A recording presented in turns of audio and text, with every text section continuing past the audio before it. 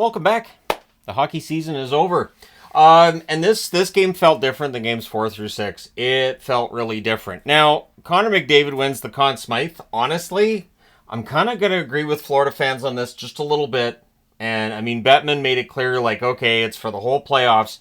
And as soon as he said the whole playoffs, I'm like, McDavid was kept off the score sheet in games 6 and 7. And I thought Bobrovsky tonight played really, really well. In all 4 victories by Florida, Bobrovsky was really the difference maker. So, that being said, I understand McDavid winning the trophy. The fans not all that happy about it, and Connor McDavid didn't come back out to get it. I thought McDavid was sticking around on the ice for the Conn Smythe. Nah, he doesn't want to watch Florida celebrate. So, we don't get that awkward handoff of the Conn Smythe, and I agree with McDavid. Don't go out and get the Conn Smythe when you lost. That's not what you came for. So it was Skinner versus Bobrovsky, and again, I thought both goaltenders had a really good game tonight. There's booing for the Canadian anthem at the beginning, but it gets saved. And I was like, wait a minute, that's Alanis Morissette singing the anthem. She deserves, I mean, she's been a crush of mine since I was in high school, so show a little bit of respect to Alanis Morissette. A lot of people were singing along with both anthems, which I love. I absolutely love that. I think that works. I honestly think the days of anthem singers at some point in time, maybe you just let the crowd sing it. But there are some very good anthem singers out there, including Alanis Morissette. So Bobby Lou was on the drum. I'm very happy for Roberto Luongo. Roberto Luongo now is going to get a ring, and I think that's great for him. He's given his life to hockey thus far, and so he gets himself a ring tonight. Bouchard to Henrique, near miss. Lundell has a rush chance that saved. The goalie mockery continues. Not a lot of that, but you could see there were a lot of Oiler fans in attendance. And all I can think as this game's, winding down is, so that's a lot of money for tickets and potentially, they traveled from Edmonton. I would think a lot of these people in Oiler jerseys. There may be some transplants in Florida who were wearing Oiler jerseys, but still a lot of people, I would think, spending a lot of money, and it's a lot of time on a plane. I don't know, maybe go to Disney World or Orlando. Just there's all kinds of stuff to do around there. Anyways, just to make it worthwhile, right? So, the fans are present from Edmonton. There's an offensive zone penalty by Foegele that gives the Panthers a power play. There were 1 for 19 in the final coming into tonight. Early cycle, Reinhart has a shot that saved. The Oilers clear, and again, they cycle. It's cleared again. A shorthanded Ryan Chance is blocked. There's a late cycle. The power play's killed off, but shortly after the power play ends, Verhaeghe has one that he tips 5-hole. Rodriguez and Tkachuk with the assists at 4:27. And that was only the second shot of the game for Florida. So this is a little different than the other 3 games we've just watched where the Oilers get the 3 wins, right? Barkov then prevents a Draisaitl breakaway. Montour as a net drive. That's blocked. The shots are 3-2 for Florida, 6 minutes in. And at 6:44 on a fast break, Janmark buries one, Ceci with the assists. So in Game 7, the only Oilers that got points, Janmark and Ceci. So again, if you're Florida, masterful job of shutting down that Oilers offense that looked almost unstoppable through the last 3 games, and now brick wall has been hit. And that was blocker side. That was the 3rd shot for the Oilers, and that's the only time they get one past the goalie. Panthers press to respond. Mikkola has a shot that's kicked aside. Good forechecking by the Panthers leads to more pressure. And I thought one thing that the Florida Panthers did much better tonight, forechecking, backchecking, not giving space, not giving up those rush odd man chances. There was nothing for the Oilers from that perspective. So OEL fires one wide. Glad he gets a ring. Good for him. Verhaeghe has a net feed that's blocked. Ekholm has a blast that's saved as the Oilers press at the half. Bouchard has a shot that's caught and held. Stenlund then has a shot deflect wide. As the teams take turns with some pressure. There's a post for Bouchard. The Oilers press after. There's a rush by Reinhart. That's defended. Great pace to this game in the first period. Absolutely fantastic. It does slow down a bit in the second and third, but I mean, it's just the defense, right?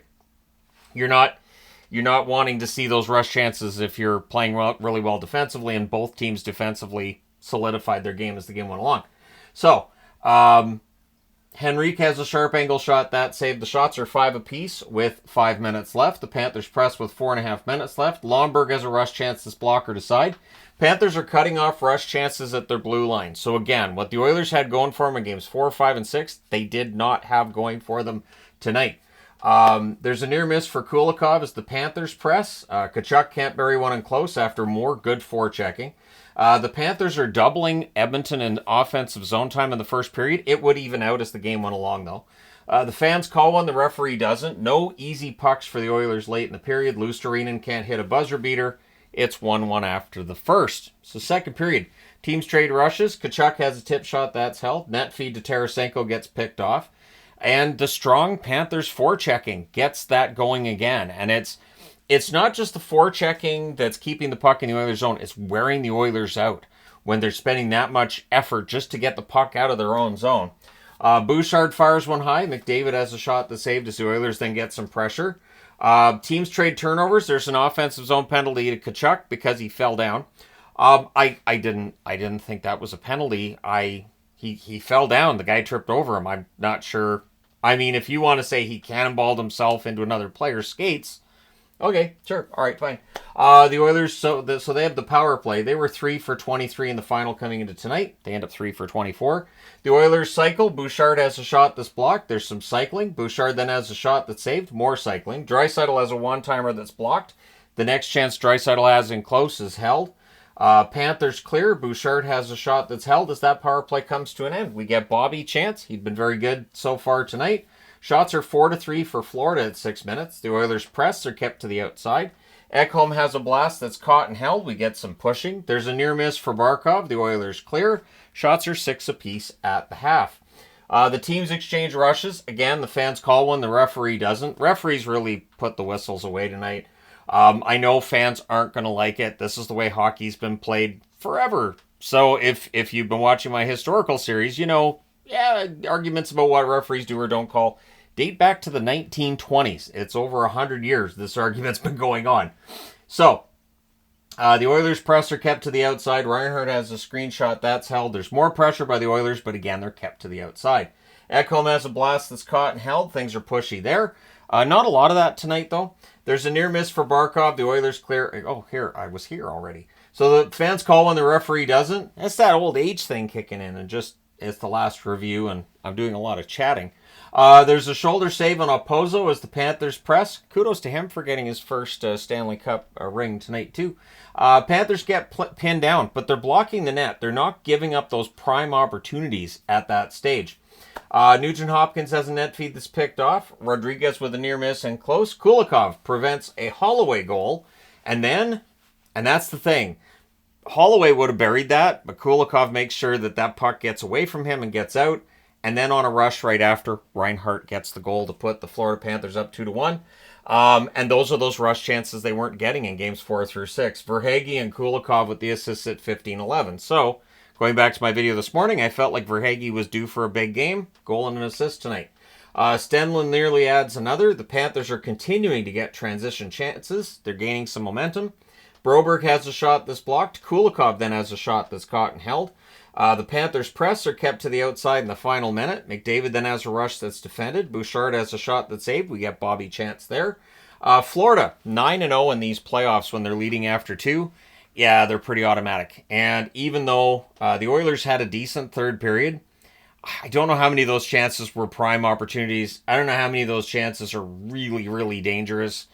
I thought Florida did a good job of making sure Bobrovsky sees the puck and that Bobrovsky has a chance to cover those rebounds. So there's an early press by Florida. Tarasenko has a jam attempt that's saved. It's cleared out. Ekholm has a net feed that's picked off. The Panthers rush. Bennett fires one wide. The Oilers then rush the other way. Skinner chance heat up a little bit here as now the Florida fans kind of, get that mockery in on the other goalie. Not that it mattered. Both goalies were good tonight. Foegele to Perry near miss. The Oilers had the only shot on net 3 minutes in. We get a power play for the Panthers. Barkov has a shot that's held. The Oilers clear. The Panthers set up. It's cleared again. Then there's a shorthanded rush by the Oilers. That misfires. The power play is killed off. The Panthers press after it's done. The fans call one. The referee doesn't. Good back checking by the Panthers to go with the good forechecking by the Panthers as well. Foegele has a shot that's caught and held. The Panthers making sure that Bobrovsky sees the shots. And if they have traffic in front of them, those pucks don't go through.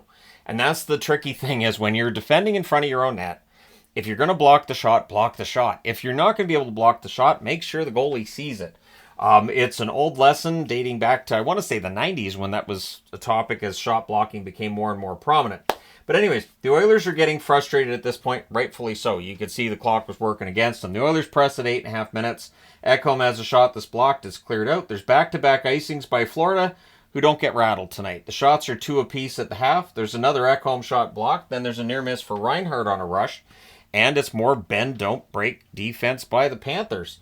McDavid can't bury one. Bouchard's denied. Hyman's robbed as the Oilers press. McDavid to Draisaitl gets defended. Desperate hockey by the Oilers. The Panthers' forecheck kills some time. The Oilers with an icing with 5:25 left. And that's the thing. Just the Oilers did not have those chances tonight. Really impressive shutdown effort by the Panthers once they got that 2-1 lead. Panthers forechecking kills some time as well. Bouchard has a shot that's blocked with Bobrovsky down. So anytime Bobrovsky was down and vulnerable, his defense bailed him out. No problem, nothing. Panthers icing with 3:29 left. McDavid then tips one wide as the Oilers press. Panthers are blocking. They're holding on. The Oilers go offside with 1:35 left. They also call a timeout because their top guys are gassed. Goalie pull happens with 1:10 left because Florida was not allowing the Oilers to set up. Barkov has an empty net attempt. That's blocked. The Oilers still not able to get set up. And bring on the Rats. The play basically is settled along the boards. It's in Florida zone, but if you're going to keep it in the corner, you wind out the clock. So that's what they do. And as I said, the Conn Smythe goes to McDavid. The fans boo that decision. I'm sure Bettman was really thrown by getting booed when he's on the ice at an NHL game. I think he gets thrown when he's not. So Florida wins their first ever Stanley Cup. So in the time of this channel's existence, I have watched Washington win their first cup, St. Louis win their first cup, Vegas win their first cup, and now Florida win their first cup. So that's 4 teams. Shots on net, I feel very, very honored that I have this channel. I'm able to do this. Shots on net, 7-6 Panthers in the first, 10-9 Panthers in the second, 9-4 Oilers in the third. The Oilers do outshoot them 24-21. Power plays, the Oilers 0 for 1, the Panthers 0 for 2. The hits 31-20 for Florida, who I thought were the better team tonight. So I know people are going to complain about officiating because, again, that dates back over a century. It's just part of hockey. But I thought it was pretty fairly called. And again, the Oilers got that power play on a play where Tkachuk just goes down. And yeah, a guy falls over top of him. But what's Tkachuk supposed to do there? I guess if he curls himself, he could try to curl in the other direction. Skinner saved 19 out of 21. He was very good. Bobrovsky saved 22 out of 23. He was excellent. So he doesn't get the Conn Smythe, but he gets the trophy everybody wanted, the Stanley Cup. So let me know your thoughts in the comment section below as always. Don't forget to hit like and subscribe if you haven't done so already. The next few days are going to be absolutely ridiculous. I will try to do a video on the Oilers and a video on the Panthers to set up July the 1st, but we're so close to July the 1st. By the time the video goes live, there could be trades and signings announced already. So I will do my best. I'll do both of those videos tomorrow. So apologies to Oiler fans because those videos are going to be going up tomorrow. And Florida fans will be happy, but Oiler fans probably not as much. But thank you guys so much for all your support. It's been a great playoffs. This was a fantastic Stanley Cup final. And Florida avoids becoming the 5th team to lose a 3-0 series lead and blow it in Game 7. They become the 6th team to blow a 3-0 series lead and win Game 7. So congratulations to them on turning things around just in time. And I'll see you guys again soon enough. We've got the draft on Friday and Saturday, and then we've got free agency on Monday? It's going to be busy next upcoming week here. So thank you guys so much for all your support as always. If you haven't already hit like and subscribe, please do. I will talk to you again soon.